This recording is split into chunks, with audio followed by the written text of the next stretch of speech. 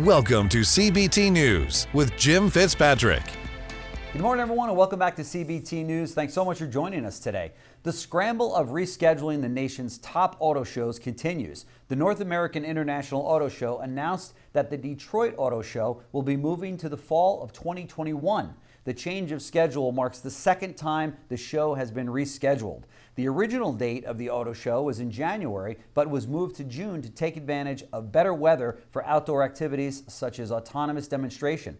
The new date of the event will be September 24th through October 9th. The move comes less than 2 weeks after the LA Auto Show moved its dates from this November to March 2021.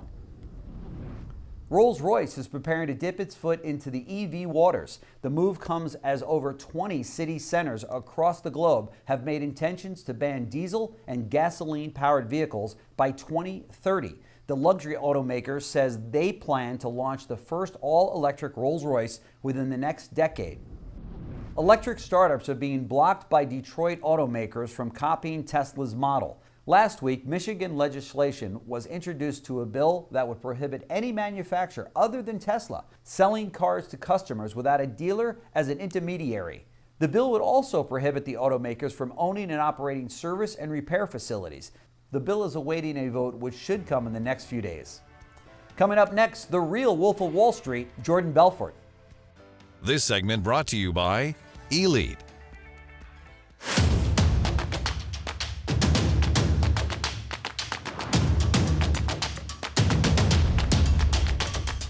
This is CBT News, the voice of the retail automotive industry. Subscribe today. From Stratton Oakmont to world-renowned sales trainer, Jordan Belfort has had a career unlike any other. The real Wolf of Wall Street's journey has led him to build and mentor successful sales teams in many industries, including automotive. Jordan joined us on CBT News to offer successful sales guidance from the Wolf himself. Check it out. We really want to find out, what has to go into a good salesman today, and the training, the guidance, and so on. So let's start there and talk about what you're doing today, and then let's kind of drill a little further into the sales part of it.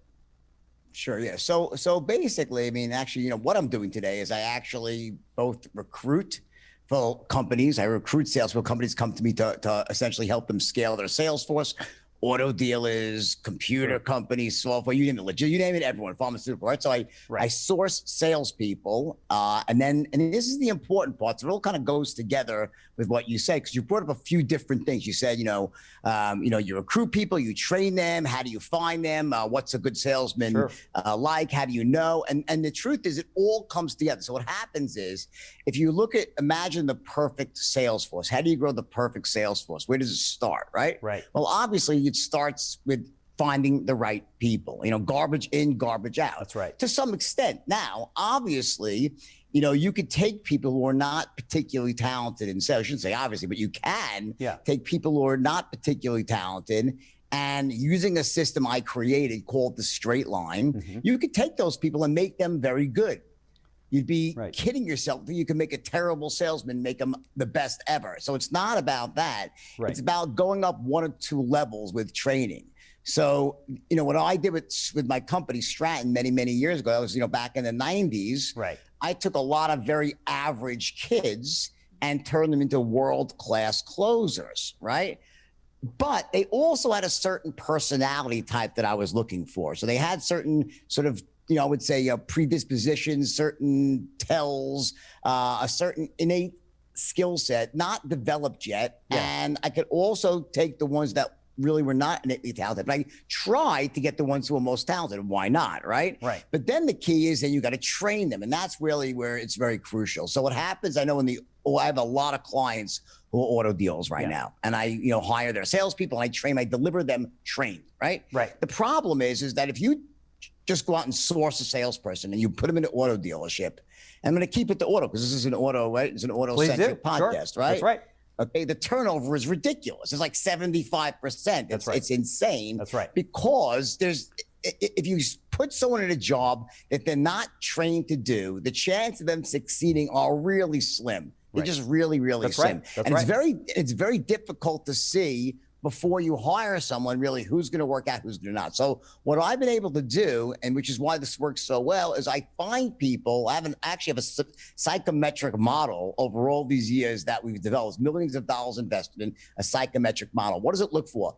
Things like resiliency for a salesperson, the ability to take rejection, right? Natural tendency for tonality, okay, body language, how they perceive walking in other people's shoes, and sort of empathy for other people. Sure. And there are these things, and hunger, natural hunger, self-motivation. Where do they get their social cues from? Exterior, interior. There's all these things that together develop some model. Right. Now that model only goes so far. So that's the first step. So if you're recruiting salespeople on your own, it's difficult to do. But if you do that, there's these certain cues you want to look for. Be sure to sign up to become a member of CBTnews.com, where you can see that full interview with Jordan Belfort and so much more. In addition, you'll have full access to an exclusive library of industry news, full-length interviews, and the biggest names in retail automotive. Up-to-the-minute market information. Speaking of which, you can find current market data from coverage of the updated retail SAR to inventory levels at the CBT News Market Center, powered by Lot Lakes. Well, that's all we have time for today. Be sure to follow us on Twitter, Facebook, LinkedIn, and Instagram. I'm Jim Fitzpatrick. Thanks so much for joining. We'll see you right back here tomorrow. Thanks for watching CBT News, the voice of the retail automotive industry.